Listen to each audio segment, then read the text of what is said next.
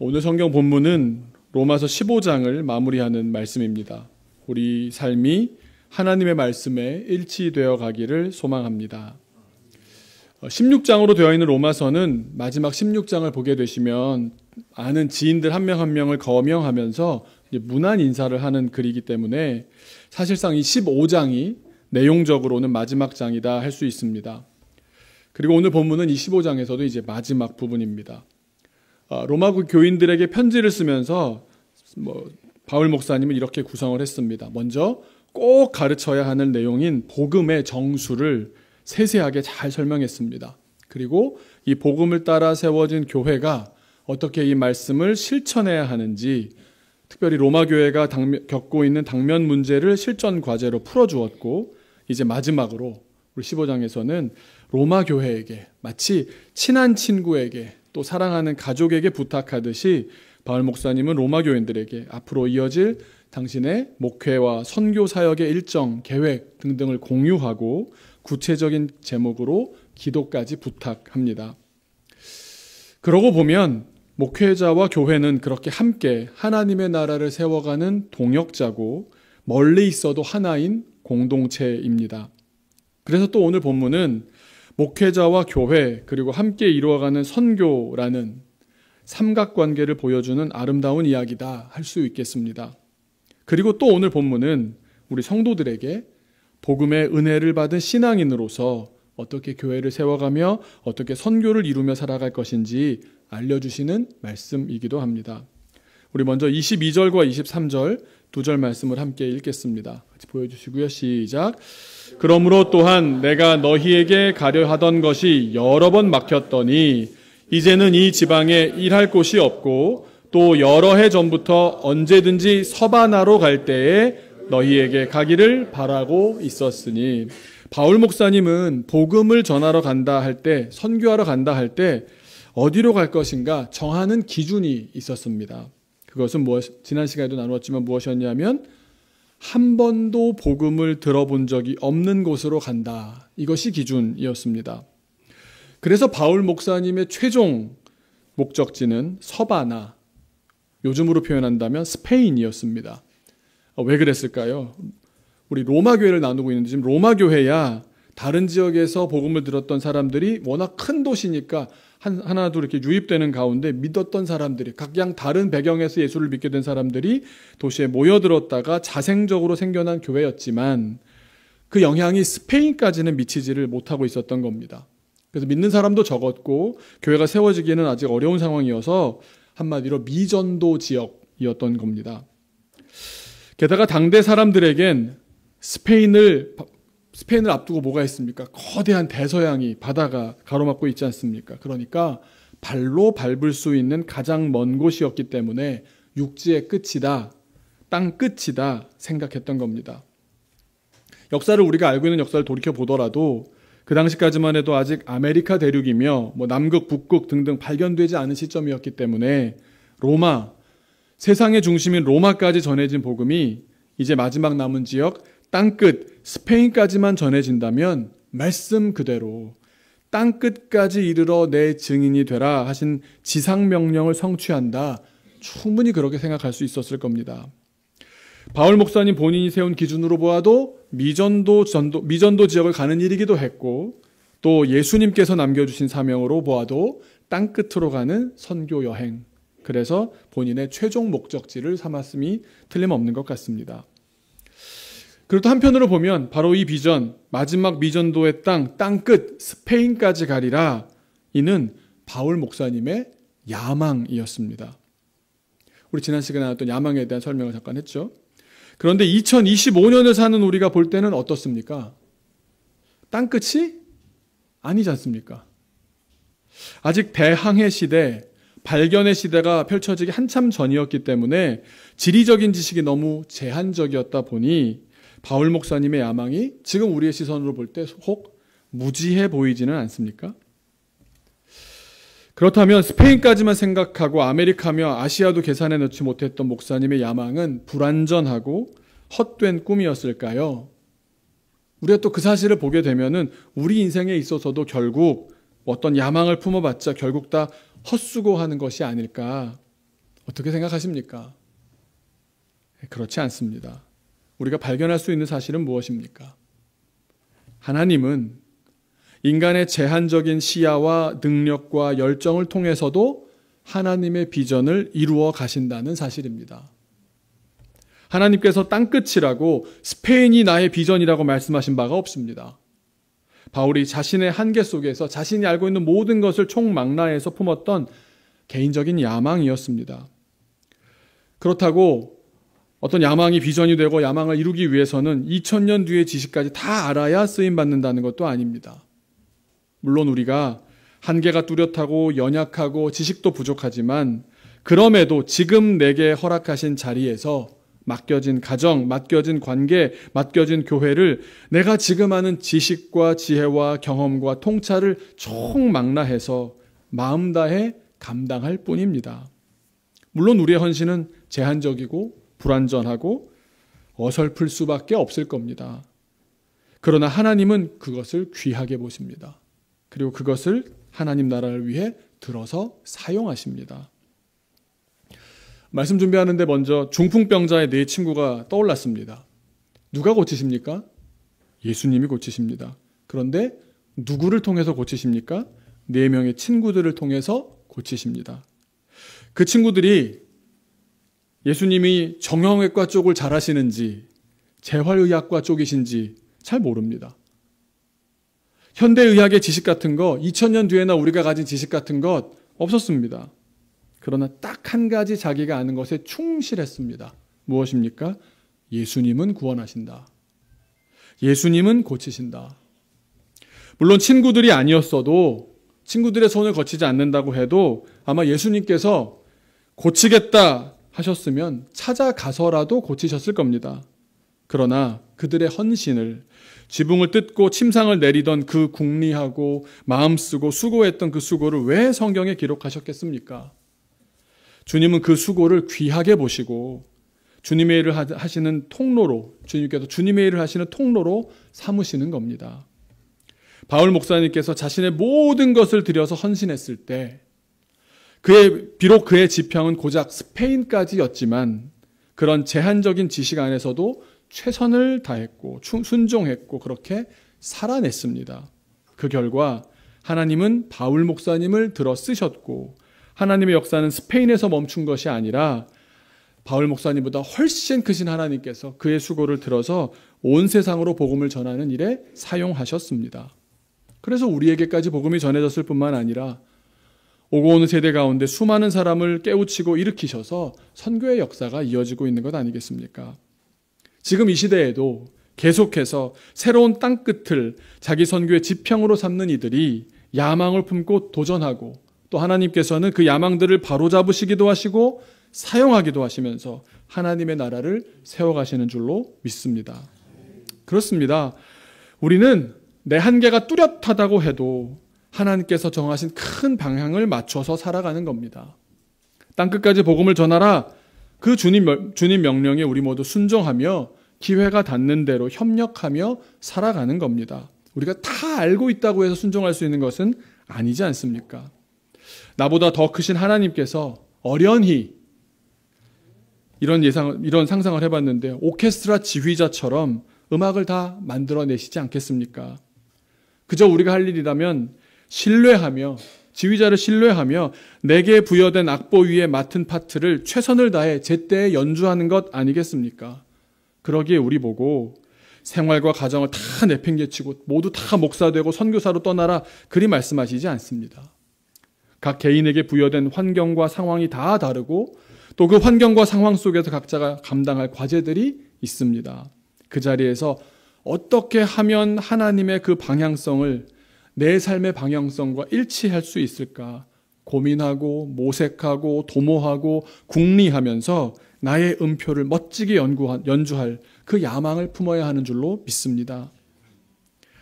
하나님, 나의 자녀가 하나님의 사람이 되게 하여 주옵소서. 야망입니다.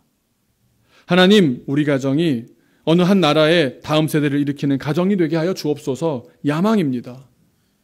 그렇게 시작하는 겁니다. 그러면 하나님께서 그런 야망을 바로잡으시기도 하시고 혹 사용하기도 하셔서 하나님의 비전을 성취해 가십니다. 그래서 결국 다 그렇게 고백하게 되는 겁니다. 내가 야망을 품었는데 그 야망하고는 견줄 수도 없는, 혹은 방향이 다르기도 한 하나님의 비전이 이루어지는 것을 보면서 결국 뭐라고들 다 고백합니까? 주님의 일을 같이 경험해 보신 분들은 하나님이 하셨습니다. 하나님이 하셨습니다. 그렇게 고백할 수밖에 없는 게 진짜로 그렇거든요. 온 세상 끝까지 복음을 전하시려는 하나님의 그 비전을 성취하시는 분도 하나님이십니다. 하나님은 물론 우리가 아니어도 얼마든지 이루실 수 있습니다. 그러나 그럼에도 하나님은 여전히 사람을 통해서 일하십니다. 우리가 함께하길, 우리가 참여하길 원하십니다. 그 하나님의 원대한 계획에 바울 목사님은 동의했고 순종했고 참여했습니다. 그래 그 자신에게 주어진 모든 배경, 얼마나 학문적인 배경이 있었고 혈통적인 배경이 있었고 얼마나 자기만의 배경에 대해서 여러 번 얘기를 합니까? 그것은 자기 인식입니다. 자기를 객관화하는 겁니다. 내가 이렇게 쓰임받을 수 있다는 것을 꾸준히 돌아보는 겁니다. 자기 배경과 환경과 자기의 살아온 삶을 총망라해서 하나님 나라를 위해 쓰임받고자 하는 야망을 품었습니다. 그것이 바로 스페인이었습니다. 주님이 내 야망을 이루도록 허락하실지는 모르지만 큰 방향성도 맞고 나에게 이제까지 인도하신 방향성도 이제까지 인도하신 길을 따라서 그 방향으로 가는 게 정상적이지 않겠습니까? 뭐 바꾸실 수도 있지만 우린 대략 그렇게 예상을 하면서 그 방향대로 가는 겁니다. 최선을 다해 그 길을 가는 겁니다. 그러나 여전히 아직 야망이고 하나님의 뜻을 우리는 다 할 수 없기 때문에 주님께서 아니라 하시면 또 접을 수도 있는 겁니다. 내 것이 아니고 주님 허락하셔야 되는 줄 알고 있고 내 삶의 주인이 내가 아니고 주님의 삶이기 때문입니다. 욕심으로 하는 일이 아니기 때문입니다. 저에게도 야망이 있습니다. 제가 어디 가서 물어보면 많이 얘기하는 표현인데 어린이 담당자다 보니까 어린이를 많이 사역하다 보니까 어린이들의 표현을 많이 쓰는데요. 제 꿈은 세계 정복입니다. 세계 정복. 키즈워십을 통해서 온 세상 어린이들에게 복음을 전하는 일입니다. 얼마 전에 라오스와 캄보디아를 다녀오면서 이제는 거의 동남아시아의 거의 모든 언어로 뭐 어느 부족 언어 이런 거 몇 개를 빼놓고는 거의 모든 언어로 대부분 성경 공부를 제공할 수 있게 되었습니다. 영상도 제공하고 성경 공부도 제공하고. 제가 한 나라 그 과정들을 돌이켜보면요. 똑같이 된 지역이 하나도 없습니다. 어떤 지역은 우리나라 대통령 통역을 하시는 인도네시아 선교사님하고 연결이 되고요. 어느 지역은 그 나라에 유명한 더빙을 하는 가문이랑 연결이 되고요. 똑같이 진행된 일이 한 일도 없습니다. 제가 한 일은 뭐였는지 아십니까? 빨리 가는 겁니다. 이 방향이 맞으니까 일단 가는 겁니다. 아직 덜 완성된 우리 이번에 녹음실이 아직 부족 그냥 갑니다. 한 7, 80% 되면 그냥 갑니다. 이미 하나님의 방향성이 맞고 거기서 뭐 안 되는 건 내 몸으로 때우면 되니까 없으면 방법이 있겠지. 그러면 믿고 갑니다. 하도 했더니 이제는 가면 다 되더라고요. 다 되더라고요. 정말 신묘막측하게 하나님께서 각 언어별로 이루어가신 일 정말 간증하라면 저는 며칠 동안 할 수 있습니다. 하나님께서 하시는 것이 분명하다는 것 고백할 수밖에 없게 하십니다. 오늘 주일에도 여러분 저는 전 지구를 생각하거든요. 전 세계에서 태양이 제일 먼저 떠오르는 나라가 대한민국입니다. 아십니까? 지금 미국은 아직 토요일입니다. 아세요? 한국이 주일을 시작해야 다 따라옵니다. 주일을. 진짜인데. 지금 우리만 예배드리고 있고요. 11시 예배를 드리는 나라가 우리밖에 없다니까요. 대한민국밖에. 1시간쯤 지나야 이제 중국에서 좀 뭐 하고, 뭐 1시간 좀 지나야 인도네시아에서 좀 하고, 이렇게 진행됩니다. 그러니까 재밌는 것이요. 우리도 오늘 저희가 만든 자료를 우리 어린이들도 예배하고 만든 것 갖고 쓰거든요. 오늘 저녁쯤 되면요. 필리핀 선교사님들이 사진을 보내옵니다. 영상을 보내옵니다. 자기 페이스북에 올리고 다 나눕니다. 우리 이 자료 갖고 오늘 공부했어요. 이 자료 갖고 영상 나눴어요. 이 자료 갖고 애들이 나눴는데 고백했어요. 주님을 만났어요. 1시간 좀 있다가 보면 또 인도네시아에서 올라오고 태국에서 올라오고 그리고 내일 아침쯤 되면 중남미에서 올라옵니다. 멕시코에서 올라오고 우루과이에서 올라오고 다 올라옵니다. 어떻게 그럴 수가 있을까요? 저는 꿈만 꿨는데 제 야망이었는데 하나님 이루시더라고요. 그런데 저는 또 분명히 아는 게 있습니다. 저한테 많은 분들이 저 옛날 어린 사역 시작했을 때부터 물어봤습니다. 목사님은 평생 하셔야 됩니다. 자기는 안 하면 꼭 나한테 그런 이게 축복인지 저주인지 모르는 말을 하더라고요. 목사님은 평생 하셔야 됩니다. 자기가 하기 싫으니까 넘기듯이 말씀합니다. 그래서 제가 대답하지 않았습니다. 대답한 적이 없습니다. 왜 그랬냐면 주님이 허락하셔야 할 수 있는 일입니다. 내 일이 아니지 않습니까? 더 좋은 적합한 사람이 나타나면 다 줄 수 있는 세팅을 해놓고 있습니다. 이 저작권을 통해서 수익을 하나도 발생하지 않기 때문에 누가 잘 관리하는 역할만 해준다 그러면 얼마든지 넘겨드릴 수 있습니다. 제 일이 아니라 주님의 일이기 때문입니다. 그런데 동남아만 이렇게 돼도 너무너무 재밌는데 지난주에 갑자기 한 선교사님이 찾아오셨습니다. 우리나라에서도 최고 대학을 나오셨고요. 또 공대를 나오셔가지고 머리가 비상하신 목사님이신데 본인이 생각하기에 자기 야망을 생각해 본 겁니다. 하나님, 내가 선교하고 싶은데 제가 잘할 수 있는 게 뭘까요? 하다가 언어 훈련을 받으셨습니다. 어떤 언어냐 하면 성경을 번역하는 전문 훈련을 미국에서 학교를 다니면서 제대로 배우신 겁니다. 그래서 당신이 어디를 갈까 하다가 파키스탄으로 가셨습니다. 그래서 한 텀을 잘 섬기면서 신학교에서 교수위원으로도 하시고 성경도 번역하시면서 굉장히 식자층의 사람이신 거죠. 근데 안타깝게도 몸이 연약해지셔서 몸이 좀 약해지셔서 들어와서 좀 쉬시다가 이제 재파송 받아서 두 번째로 이제 파키스탄으로 가시게 된 겁니다. 그러니 지난 1기 때 경험했던 것들을 다 정리하면서 두 번째 파송 받아 가는 이만큼 나에겐 시간이 많지 않다. 저 선배시거든요. 이 짧은 시간 가운데 내가 어떻게 쓰임 받을까 굉장히 생각을 많이 하시고 기도한 끝에 찾아오신 겁니다. 어린이 사역자로 같이 만듭시다. 이거 해야겠습니다. 만나 뵀더니요, 이분은 신학교 학생들을 가리키고 교수위원들하고 친구다 보니까 그분들하고 좋은 인적 인프라가 잘 갖춰졌습니다. 이분이 언어가 다 되시니까 그분들하고 언어가 다 되십니다. 그리고 한번 찾아가면 파키스탄의 크리스찬들은 우르드라는 그 공식 언어랑 그들이 많이 쓰는 펀잡이라는 언어를 같이 다 씁니다. 한 사람이 두 언어를 모국어로 쓰는 희한한 나라입니다. 그래서 목사님 오시면 한 번 오신 김에 두 언어 다 녹음할 수 있습니다. 같은 사람으로.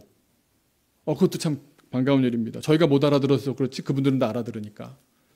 그럼 역시 서남아로 하나님께서 이제 일을 시작하시는 것 같습니다. 저의 야망과 선교사님의 야망이 만나서 야망의 눈동자가 되었습니다. 하나님 분명 저 아니어도 다 하십니다.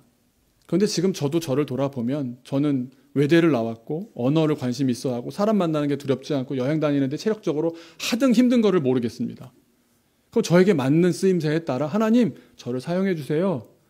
저는 제 일 하는 겁니다.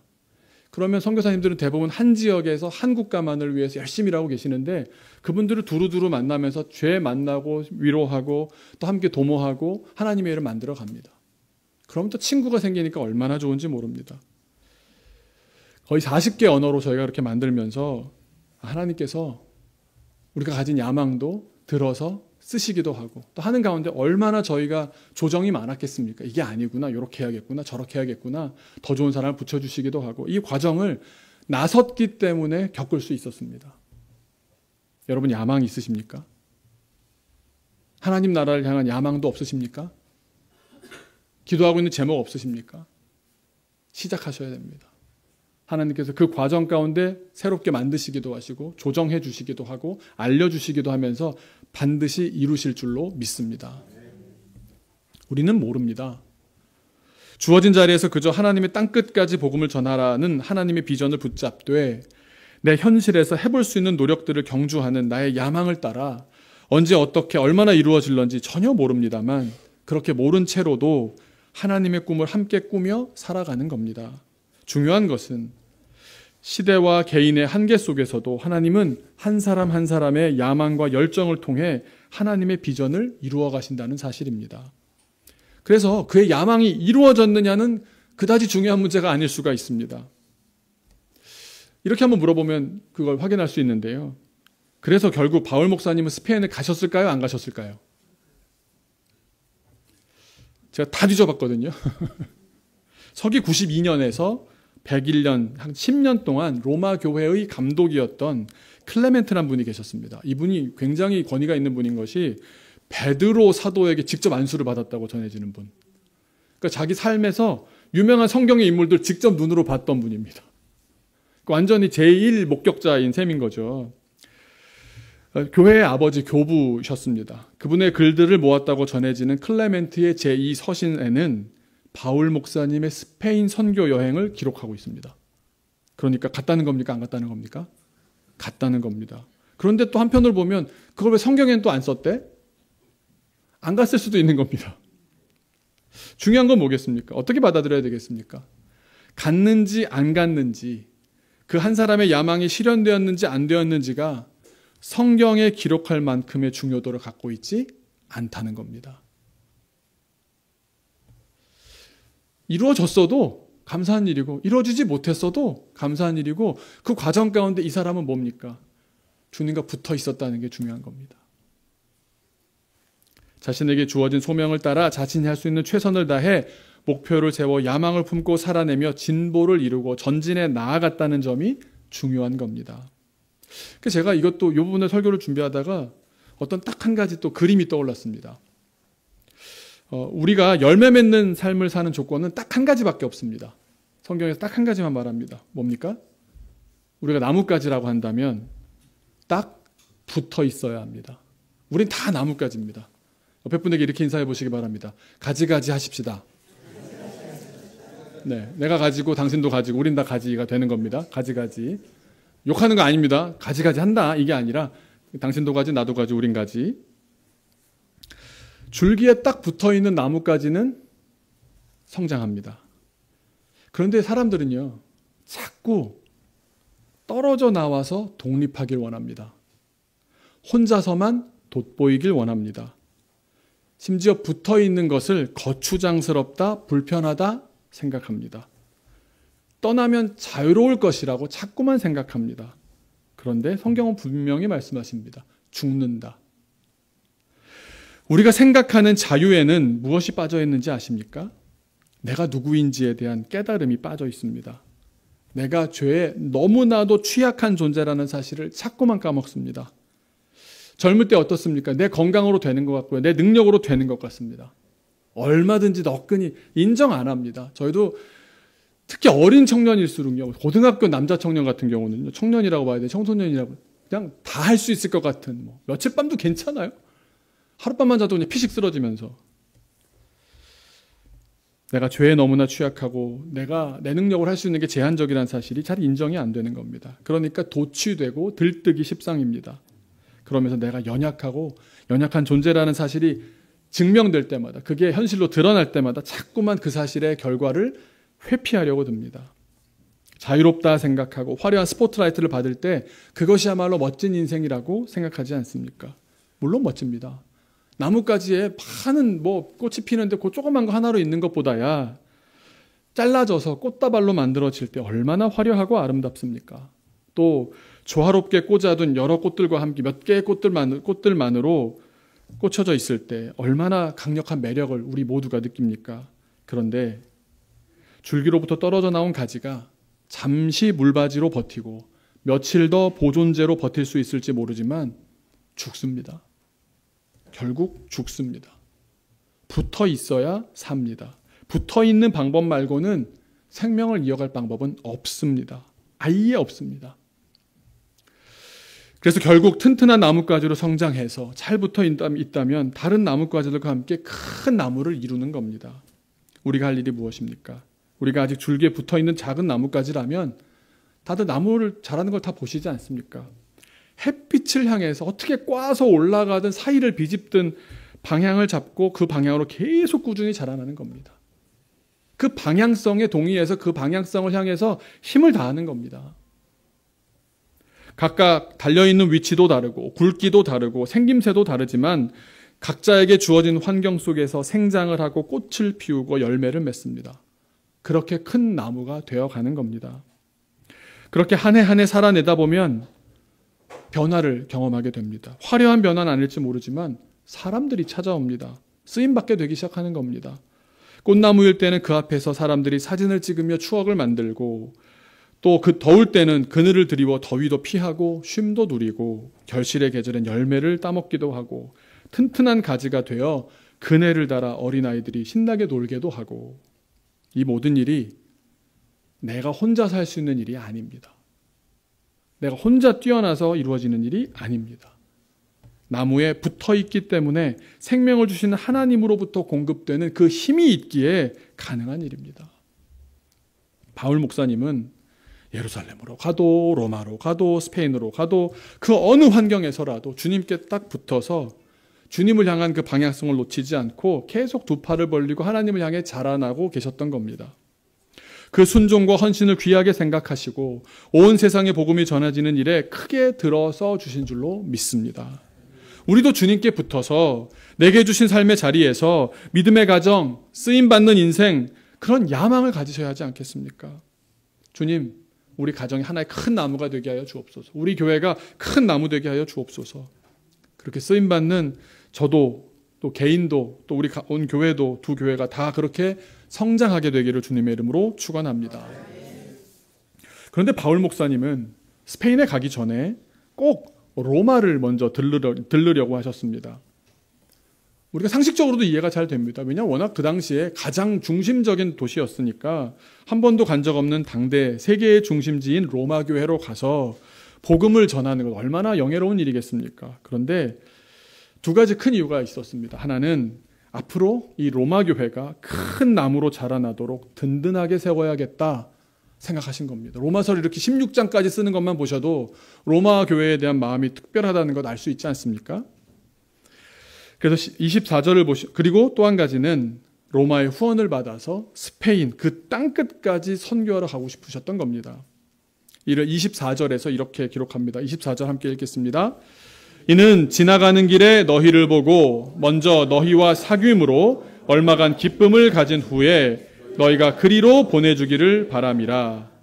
보내주기를 바란다 무슨 말이겠습니까? 후원해달라, 파송해달라. 스페인까지 가서 복음을 전하려면 여비가 많이 필요했을 겁니다. 또 로마 교회가 경제적으로 후원해서 파송해 주기를 바란다는 말씀 아니겠습니까? 그런데 그런 마음의 방향을 갖고 있었는데 전혀 다른 방향으로 가십니다. 이게 상황이 아직 허락되지 않는 겁니다. 25절 같이 읽겠습니다. 시작. 그러나 이제는 내가 성도를 섬기는 일로 예루살렘에 가노니. 로마와 예루살렘이 반대 방향인데 로마로 가고 싶은 마음이 굴뚝 같은데 지금 반대 방향인 예루살렘으로 가고 계시는 겁니다. 왜 그렇습니까? 26절 함께 읽겠습니다. 이는 마게도냐와 아가야 사람들이 예루살렘 성도 중 가난한 자들을 위하여 기쁘게 얼마를 연보하였습니다. 연보라는 말을 옛날에 많이 썼습니다. 기억나시는 분도 계실 텐데요. 요즘 말로 하면 다 헌금입니다. 그런데 더 놀라운 사실은요. 성경 원어에는 이 단어가 뭐라고 쓰여져 있는지 아십니까? 헌금을 뭐라고 썼냐? 헬라어 원어에 코이노니아라고 썼습니다. 네, 헌금인데 헌금이라고 우리 번역했는데 교제, 사귐이라고 원래 되어 있는 말인 겁니다. 그러니까 믿음의 사람들이 구제하고 어려움을 돌보고 선교하는 일에 헌금을 하고 돕는 그런 일들은 교제하고 사귀는 일인 겁니다. 한 공동체이기 때문에 누가 아프다 돕고 그건 다 그 안에서 서로 한 공동체 되는 일이었던 겁니다. 예루살렘에 흉년이 들어서 수많은 사람들이 가난해졌습니다. 그래서 마게도냐와 아가야 지역은 예루살렘 교회의 구역은 아니었지만 바울이 복음을 전하는 가운데 그 소식을 전해 주었더니 안타깝지 않느냐 말했더니 발벗고 나서서 기쁨으로 헌금을 굉장히 많이 했습니다. 그래서 그 구제 헌금을 통해 그리스도인들이 교제하도록 전달하러 바울 목사님이 예루살렘으로 가셨어야 했던 겁니다. 27절 함께 읽겠습니다. 저희가 기뻐서 하였거니와 또한 저희는 그들에게 빚진 자니 만일 이방인들이 그들의 영적인 것을 나눠 가졌으면 육적인 것으로 그들을 섬기는 것이 마땅하니라. 저희가 누굽니까? 마게도냐와 아가야 사람들입니다. 그런데 그들이 헌금으로 나누는 교제를 왜 마땅하다라고 표현했겠습니까? 바울을 비롯해서 예루살렘 교회 교인들은 대부분 유대인들이었는데 이들 때문에 아가야와 마게도냐 사람들도 복음을 알게 된 겁니다. 그러니까 복음을 전해준 사람들이 예루살렘 교회였던 겁니다. 이를 두고 빚졌다라고 표현하고 있는 겁니다. 영적인 것을 나눠주었다라고 말하는 겁니다. 영적인 섬김을 받은 겁니다. 그 교회로부터 목사님, 선교사님이 파송되어서 우리가 복음을 듣는 영적인 섬김을 받았다. 그러니 이제 우리는 우리가 할 수 있는 것, 다 다른 모양의 나뭇가지라고 말씀드리지 않았습니까? 우리가 할 수 있는 것, 그들처럼 우리는 흉년 들지 않았으니 우리가 지금 할 수 있는 경제적인 부분으로 예루살렘 교회를 섬기는 것이 마땅하겠다. 그건 마땅한 일이다. 영적으로 연약한 자를 영적으로 강한 자가 도와주고 육적으로 약한 거를 서로 도와주고 그렇게 하나의 공동체를, 하나의 생명체를 이루어 가라. 그 말 아닙니까? 교회가 마치 서로 다른 나뭇가지 같으면서도 각자 자기가 할 수 있는 일들을 감당하면서 함께 큰 나무로 성장해가는 모습이 여러분 뭐 보지 않아도 보이는 것 같지 않습니까? 그리고 그렇게 예루살렘을 갔다가 이후의 계획이 28절에 나옵니다. 같이 읽겠습니다. 그러므로 내가 이 일을 마치고 이 열매를 그들에게 확증한 후에 너희에게 들렀다가 서반하러 가리라. 원래 계획을 다시 확증해 주는 겁니다. 재확인하는 겁니다. 그래서 29절 같이 또 읽겠습니다. 내가 너희에게 나아갈 때에 그리스도의 충만한 복을 가지고 갈 줄을 아노라. 그리스도의 충만한 복 뭘까요? 복음입니다. 복음. 복음의 충만한 은혜를 내가 나누어 줄 것을 기대하라 말씀합니다. 바울 목사님 역시 바울 목사님이 가진 게 뭐가 있겠습니까? 돈 가졌겠습니까? 뭐 가진 게 뭐가 있겠습니까? 바울 목사님은 뭐 표현이 그렇지만 걸어다니는 복음 아니셨겠습니까? 막 푹 찔르면 뭐 질문 나오면 바로 대답해 줄 수 있었고 그들에게 지금 목마른 것이 무엇이었겠습니까? 이제 막 생겨난 교회, 흔들흔들하는 교회, 아직 좀 분란이 있고 어떻게 될지 모르는 교회에 바울 목사님이 오셨다는 것은 이 말씀으로 우리 교회가 새로워질 수 있는 은혜가 있지 않겠습니까? 그 기대하라는 겁니다. 목사님 역시도 내가 할 수 있는 부분을 가지고 나는 너희들을 섬기러 가겠다. 나라는 나뭇가지는 또 이렇게 쓰임 받는 거야. 이렇게 나누고 있는 겁니다. 그러면서 아마 이렇게 깔려 있지 않나 싶습니다. 여러분들 제가 미리 보낸 편지 받았죠. 16장 로마서를 보냈지 않습니까? 그러니까 이게 얼마나 압축이 돼 어려운 내용입니까? 다시 한번 복습하고 계시면 제가 가서 꼼꼼히 알려드리겠습니다. 이런 내용 아닐까요? 바울 목사님이 돈으로는 할 수 없어도 가르침으로 자신이 할 수 있는 일로 섬기는 것을 통해서 큰 나무로 모든 교회들이 하나의 큰 나무로 자라나는 것 그림이 그려지지 않습니까? 아마 서바나 스페인으로 갈 때도 그리스도의 충만한 복음을 가르치러 가셨을 겁니다. 그 준비해서 가시지 않았겠습니까? 교회는 이래야 됩니다. 교회를 통해서 하나님 역사하십니다. 가르치고 알려주시고 깨닫게 하고. 그런데 로마 교회를 통해서 가게 됐다는 말은 어떤 거겠습니까? 스페인에 세워질 교회를 위해 로마 교회의 헌금과 선물과 그들의 기도와 노력이 함께 있지 않겠습니까? 그들이 후원해서 새로운 지역의 교회에 세워지는 것을 우리도 교회 때문에 얼마나 감사한지 모르는데 그 지역의 교회 세우는 것을 우리도 함께 협력하겠습니다. 그렇게 함께 세워져 가는 것 아니겠습니까? 이렇게 계획을 나눈 후에 마지막으로 기도 제목 3가지를 나눕니다. 기도해달라고 말하는 말씀이 30절 말씀인데요. 함께 읽겠습니다. 형제들아 내가 우리 주 예수 그리스도와 성령의 사랑으로 말미암아 너희를 권하노니 너희 기도에 나와 힘을 같이 하여 나를 위하여 하나님께 빌어. 권한다는 말이랑 명령한다라는 말이 같은 말입니다. 기도를 좀 제발 기도하라고 같이 기도해달라고 요청하는 겁니다. 3가지 기도 제목을 말합니다. 같이 한번 31절과 32절인데 31절만 먼저 읽겠습니다. 나로 유대에서 순종하지 아니하는 자들로부터 건짐을 받게 하고 또 예루살렘에 대하여 내가 섬기는 일을 성도들이 받을 만하게 하고 2가지 기도 제목이 나오면 첫 번째는 뭡니까? 보여주시면 3가지 기도 제목이요. 고통당하지 않고 순적하게 예루살렘 들어가게 해달라고. 예루살렘은 지금 적진입니다. 지금 분위기가 아주 안 좋습니다. 바울 오기만 해 내가 가만 안 둬. 이런 사람들이 세고 뱄습니다. 그런데 거길 들어가게 되었으니 나로 고통당하지 않고 순적하게 예루살렘 사역을 안전하게 할 수 있도록 좀 기도해 주십시오. 여러분 우리 이런 기도 해야 됩니다. 들어주시는 건 하나님 마음인데요. 서로를 위해서 그렇게 안전하게 해달라고 기도하셔야 됩니다. 그 2번째 뭐였습니까? 하반절을 보시면 또 나오는데요. 내가 헌금 많이 가져가는데 예루살렘 교회가 잘 받아서 좀 가난한 자들이 그 궁핍을 좀 면하게 해달라고 잘 진행되게 해달라고 그들이 잘 받을 수 있게 기도해달라고 그렇게 기도했습니다. 3번째 기도가 32절에 나옵니다. 같이 한번 읽겠습니다. 나로 하나님의 뜻을 따라 기쁨으로 너희에게 나아가 너희와 편히 쉬게 하라. 너희가 로마 교회 아닙니까? 그러니까 결국 내가 다 지나고 로마로 돌아갈 계획 있지 않냐. 잘 갈 수 있도록 기도해달라. 그러니까 첫 번째 내가 고난을 면하게 해달라. 헌금 잘 전달해서 구제하게 해달라. 로마 잘 돌아갈 수 있게 해달라. 그리고 33절은 인사말로 이제 마무리하는 겁니다. 평강의 하나님께서 너희 모든 사람과 함께 계실지어다. 아멘. 자, 이 기도 제목 3가지 기도를 같이 했겠죠. 바울 목사님도 얼마나 간절히 기도하셨겠습니까? 하나님은 이루어 주셨을까요? 안 이루어 주셨을까요? 2개는 응답을 받았고요. 하나는 응답받지 못했습니다. 네. 받은 응답부터 말씀드리자면 안타깝게도 2번째 기도 제목 뭐였습니까? 예루살렘 교회에 헌금을 잘 전달해서 예루살렘 교회가 가난을 면하게 해달라는 기도는 응답되었습니다. 참 감사한 일입니다. 그리고 세 번째 기도 제목도 응답되었는데 과정이 좀 순탄치 않았습니다. 로마에 잘 돌아가게 해달라고, 물론 좋은 교통편으로 갔습니다. 걸어가지 않고 배 타고 갔지 않습니까? 근데 신분이 뭐였습니까? 죄수의 신분으로 갔습니다. 가다가 그냥 편히 갔습니까? 뭐 광풍 만나고 배 난파하고 뭐 뱀 물리고 난리도 아니었습니다. 그런데 결국 이루어 주셨습니다. 과정이 순탄하진 않았지만 이루십니다. 로마 교인들을 만났습니다. 그래서 클레멘트의 그 말에 의하면 그렇게 로마를 갔으니 서바나까지도 스페인까지도 가지 않았었을까 추측해 볼 수 있습니다. 그런데 응답받지 못한 기도가 있습니다.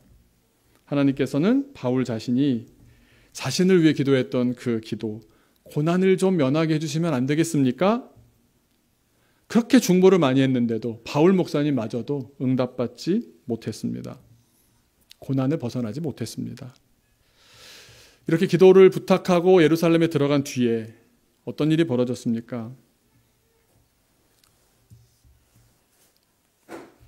암살당할 뻔하고요. 매를 맞고요. 붙잡혔습니다. 그런데 그 고난이 괜한 고난이 아니었습니다. 엄청난 열매를 그리스도인들이 맛보게 됩니다. 여러분, 이게 신비입니다. 고난을 통해서 진짜가 나오고요. 그 진짜를 통해서 열매가 생깁니다. 그리스도께서 고난당하지 않았다면 우리는 구원받지 못했을 겁니다. 한국으로 오신 선교사님들이 고난을 기꺼이 감내하지 않았다면 우리가 복음을 듣지 못했을 겁니다. 우리를 섬겨주었던, 저도 평신도였으니까요, 목회자들이 우리들을 위해서 섬기고 기도하는 고난, 그 수고를 감당하지 않았다면 우리는 복음의 사람이 되기 어려웠을 겁니다. 지금도 우리가, 어제도요, 뭐 여학생들이랑 뭐 노는데 너무 재밌잖아요. 그랬더니 여학생들이 갑자기 이성환 선생님한테 어제 고난의 하루였습니다. 한솔이 전도사님 집에서 잔다는 겁니다. 잔다는 건데 막 전화를 해서 허락을 받고 막 한솔 전도사님이 그 고향에도 있는데 괜찮습니다. 그러면서 애들이 심한 말을 했어요. 이성환 선생님한테 나가서 자라고. 누가 주인인데 누구에게 나가서 자라고. 네. 근데 그런 수고를 누군가가 하면 그때 그 시간만큼 추억의 시간이 어디겠습니까? 믿음으로 신앙을 이야기하고 나와서 같이 하나 되어 가는 과정 중에 얼마나 중요한 포인트입니까? 그러면 네, 성환 선생님이 나와야죠. 네. 고난을 감당했던 사람들 있지 않으셨습니까? 여러분 여기까지 그냥 오셨습니까? 여러분이 뛰어나셔서 신앙으로 막 깨달아서 여기까지 오셨습니까? 그런 사람 한 명도 없습니다. 예수님, 바울 목사님, 또 내 아버님, 어머님, 믿음의 안내자들을 통해서 여기까지 오신 줄로 믿습니다. 그래서 우리가 또 그런 교회를 꿈꾸는 것 아닙니까? 다음 세대를 위해서 우리가 또 방패막이 되어주고 또 좋은 그런 디딤돌이 되어주려고 하는 것 아니겠습니까? 우리가 복음을 듣고 누리고 기뻐하여 행복하게 살고 있다면 꼭 기억하십시오. 거기엔 누군가의 피가 꼭 있었다는 것 기억하시기 바랍니다. 그냥 된 것이 아니라 누군가 피 흘려 땀 흘려 깔아둔 희생이 있었음을 꼭 기억하시기 바랍니다. 그리고 주님께서는 우리에게 이 사순절에 그 고난에 동참하도록 요청하십니다. 고난을 좋아서 하라는 말씀이 아니고요. 고난을 그냥 억지로 하라는 말씀도 아닙니다. 인위적으로만 하라는 말씀이 아닙니다. 피해달라고 기도하시라니까요. 근데 안 들어주시면 어쩔 수 없지 않습니까? 하지만 우리가 어떻게 기도해야 됩니까? 사랑을 포기하지는 않게 해 주옵소서.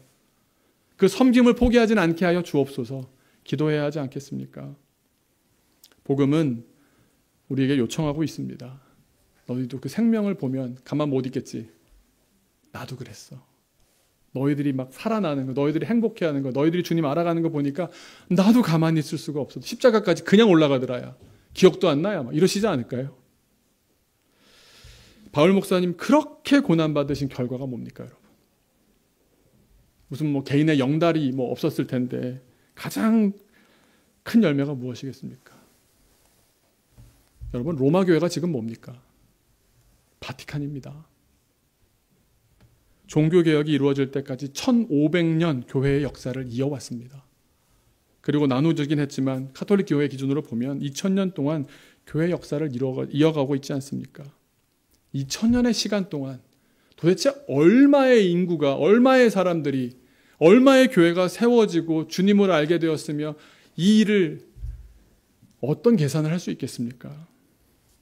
바울 한 사람이 로마 교회를 위한 수고를 게을리하지 않았기 때문에 벌어진 일인 줄로 믿습니다. 큰 나무가 된 것입니다. 온 인류가 들어갈 수 있을 만한 나무가 세워진 겁니다. 바울이 그 수고를 죽음을 각오하고 난파선에서도 이겨내면서 로마까지 들어갔기 때문에. 저는 키즈워십이라는 큰 나무가 앞으로 그렇게 세워져 가기를 기도합니다. 그리고 이 우리 키즈워십을 함께 세워가는 중심교회와 강남연동교회가 온 세상에 복음을 전하는 사역을 꾸준히 감당하게 되기를 소망합니다. 그렇게 우리가 살아있는 만큼, 우리가 사랑하는 만큼 세상이 주님을 알아가고 세계 역사가, 하나님 나라의 역사가 새로워지는 일이 벌어질 수 있으리라고 저는 믿습니다. 이 일을 잘 감당해서 우리 아이들부터 먼저 잘 감당하고요. 우리 교회의 다음 세대부터 잘 세워가고요. 그러면서 이 능력과 있는 걸 가지고 괜한 다른 일에 힘쓰지 말고 하나님 기뻐하시는 일에 다 같이 마음을 모아서 감당하는 그런 야망을 가진 교회가 되기를. 또 혼내시고 아니다 그러면서 바꾸면 되고요. 하지만 가만히 있지는 않았으면 좋겠습니다. 그 일을 향해서 한 걸음 내딛는 우리 교회 되었으면 좋겠습니다. 잠깐 기도하겠습니다. 우리 교회를 위해서 기도할 텐데요. 또 나를 위해서 기도할 텐데 하나님 기뻐하시는 꿈을 꾸게 하여 주옵소서. 다 알지 못하지만 주님 분명한 것은 우리 가정이 주님 앞에 나오는 것 주님 기뻐하시는 일인 줄로 믿습니다. 제가 지혜가 부족하고 가족이라 또 내 성질이 또 먼저 나와가지고 잘 전달하지 못하는데 주님께서 주님의 때에 인도하시사 우리 가족이 주님 앞에 나오고 주님 안에 하나가 되는 일 주님 허락하여 주옵소서. 기도하십시오. 그 야망을 가지십시오. 우리 교회가 두 교회가 함께 아름답게 연합해서 하나님 나라를 이 땅 가운데 이루어가게 하여 주옵소서. 그런 야망이 있어야 하지 않습니까? 기도하십시오. 주님 이루실 줄로 믿습니다. 같이 기도하겠습니다.